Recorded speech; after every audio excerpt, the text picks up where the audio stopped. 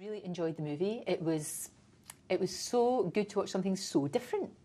You know, such a spin. You think to yourself, oh, is this a crime story? But it's got such a spin on it. Yeah.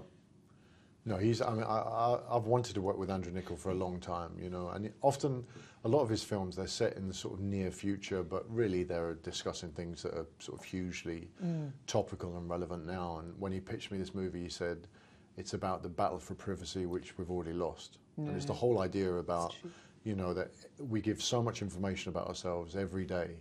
You know, our phones are our own GPSs. Every time we go online, we're sort of revealing things about ourselves, and that has kind of happened surreptitiously without any great discussion or debate about it. So it's a film about literally the end of privacy. It's absolutely true. There's been a sort of creepiness towards it, hasn't there? Yeah. And then, of course, all this stuff about Facebook and people getting worried about what data is actually and where it ends up. But also, you know, that Cambridge Analytica thing, it's not just that they had the, you know, your phone number, they had all your contacts. Yeah. That's pretty... It's scary. That's something to look at, isn't it? Really? It is. I think I kind of missed that a little bit, but obviously you have to be part of it, of course you do.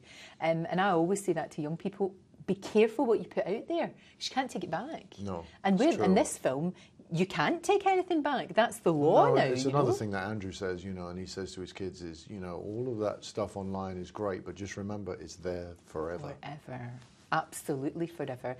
It looks really interesting. See, when I was watching it, and you probably think I've gone mad, but when I was watching it, it felt like a sort of noir film. No, well, that's intentional. You know, good. Yeah. No, that was his whole thing. Is that, and the script read like that as well. It did. You know, it had a very noir vibe, and it's kind of set in the future, but in a kind of retro way, really. If you look at it, it's sort of that was very deliberate. He wanted him to do that, a film set nearly in the future, but had a kind of throwback feel. Oh, it really worked. Just the way, you know, the lighting, the tone, the fact that your character was smoking all the time. Yeah. You very rarely see that in films now. You see all sorts of things, but for goodness sake, don't let anybody smoke. But that was really interesting. I expect Barbara Stanwyck to walk in at some point. It really was. But it was beautifully shot. Yeah, it was. It really was. So as well, yeah. And the fact that you don't really know what's going to happen, that's so interesting. And you've got to watch it so carefully. And you know what people's attention spans are like these days. No. It's good that you've got to No, be it's focused. true. I went to, because I hadn't seen it projected, so I went to the screening that they had last night, and it's very immersive in the cinema. It's really sort of gripping. I mean, I know that everybody now watches on small screens and everything, but still, you go into the cinema and watch a film like this, and it has a big effect. And it looks fantastic. All of that must have been quite difficult to do, though, all of that information that's on screen. For me, it was probably the most complicated thing, because the premise of the movie is that we don't need our phones anymore, we don't need computers, that we're hardwired into it. And the idea is that as I'm talking to you, I can be calling up things and looking at things and checking out different things. And that visual thing seemed to me to be really complicated. Where we're focusing, the idea that I can talk to you and be looking at something else at the same time. And that was a constant discussion with Andrew throughout. But I have to say, I thought he did an amazing job in terms of the clarity of the storytelling. Yeah. Like, there was at one point, there was a big voiceover at the beginning where I set the president of the world we're living in. And he realised we didn't need that because people understand that concept, you know. The big difference is that now we have it hardwired into our being, but it didn't need that explanation, and I thought he told this story really clearly. It was very interesting as well, the fact that, I mean, there is a sort of quite a funny bit, you know, when your character is doing something quite naughty and he's distracted.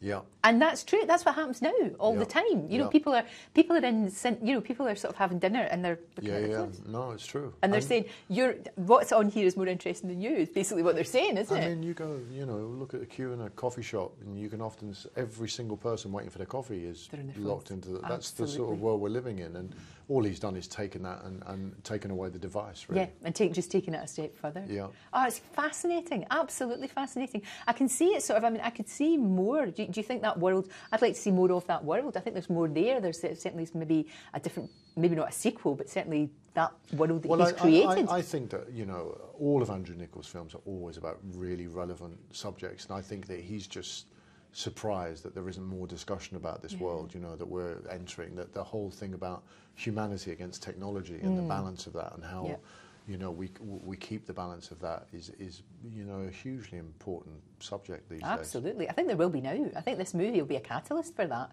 for people to actually have that discussion, you know, whether it's within families or within the workplace or all of that, you know. Because you've got girls that are quite grown up, but are they always on their phones? They're not like, you know, as obsessed by it as some people, but they, you know, of course they've grown up with that. They've known nothing else. I mean, I do no social media whatsoever. Do you not? Not at all? Nothing at all. I mean, I have absolutely nothing. You're probably better off not. Yeah, well, I have no appetite. You're too busy having a good life to tell everybody you're having a good life. The only sad thing about it is when I'm away shooting or something and a friend will show me what my girls are up to because they've just posted something. And I think that doesn't feel quite right. No, I know what you mean. I know what you mean. But I don't blame you, actually. I really don't blame you. It's probably better for you in many ways. I mean, it's a great tool and it's a great thing to have, but still. But you were tiny when you started doing this, weren't you? You were just a wee tiny thing. Small as a person? Yeah, just a wee tiny thing. Well, you're not just a kid when you started. You did Oliver and all that. So that was it. It was always going to be this, wasn't it? I did a school play when I was 13 and went, that's what I have to do. That's what I want to do. Yeah. Gosh, because I remember Chancer back in the 90s, 1990, I think, 91. And then it just went whoosh. Yeah. It's just taken off, hasn't it? Yeah, no, that was a big break at that time, yeah. It was, and that was absolutely everywhere. But that was kind of before all the social media stuff as well, wasn't it? Yeah. Yeah, gosh.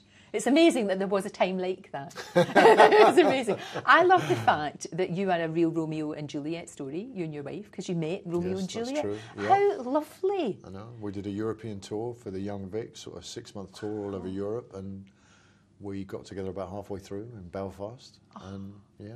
I think that's because you're saying those words of love that are written so well that actually probably better than any of us could say. I mean, I kind of fell for it straight away, but I was worried about anything happening because if it went wrong, imagine doing that play. No, that would be bad. That would be bad. That really, your acting skills would be tested, absolutely tested. They really would. And your girls, they're a wee bit grown up. Oldest girl, do you think she'll follow you? Do you think that'll happen? Yeah, she's certainly. Yeah, she's interested. She did a foundation course at RADA, which is where I went a lifetime ago. So that was very sweet. Good. Watching her go off there and do that, and but she's also, you know, been making sort of short films. She'll definitely do something creative. That's why wouldn't she? You know, if she's seen it, she's grown up with it. Why would she not do that? Yeah. Obviously, the movie and everything, that's very important. But can we talk about Liverpool FC? You can talk about Liverpool FC anytime you like. All the time, because it's what a great time. Yeah. What a great time to be a supporter. No, it's great, and it's a pleasure watching them every game. It's you know, the kind of football they're playing is just a joy to watch. Must be brilliant. Good manager. Yeah, great manager. Good manager. Yeah, great manager. Great players. No, it's really, you know, they're playing such committed, entertaining, sort of exciting football. It's brilliant. And you're still, even when because you live in New York now, don't you? No, I live in London. No, I mean, I've spent a lot of time in New York, and I've shot a lot in New York in the last few years, but I always come home to London. But this is home. Yeah. This is home. London is home. I think that's really important as well. That's really important. It shows. No, I mean, I literally, in the last few years, I've spent half the year probably in New York, but I consider that I'm going there to work, and then I come home. I know what you mean. And it's easy now, or relatively easy. It's like the way other people would be getting on the bus, you'd be getting on the plane and toddling over. Stephen Gerrard, is he somebody that you think, he was my hero. He was. He's just taken the Rangers job. I was just going to say, what do you think? I think it's great. Do you? He'll make a great manager, yeah. I mean, he was the absolute consummate player, so, you know, I mean, he'll certainly get a huge amount of respect from players, and you know, I think he's very smart about the game. I think it's a great move for him. I think once you've got the dressing room behind you, then you'll be fine. It's a big, big job, and it's you know, there's a lot of stuff that goes on between Rangers, New Rangers and Celtic and all of that you wouldn't be getting anywhere else. Yeah. But he's got the balls for it, I think. Don't you? No, I really do. I think he has. I think he'll be fantastic. Yeah. I mean, as a player, I think he was, you know, an unbelievable player. Fingers crossed, because we need, you know, Celtic are just away. We need somebody to chase them. Yeah. You know, we really do. So he might be the man. Yeah. Excellent. Thank you. Listen, thank you so much for talking to us. And I was going to say good luck with the film, but I think it's going to be huge. Geeks will love it.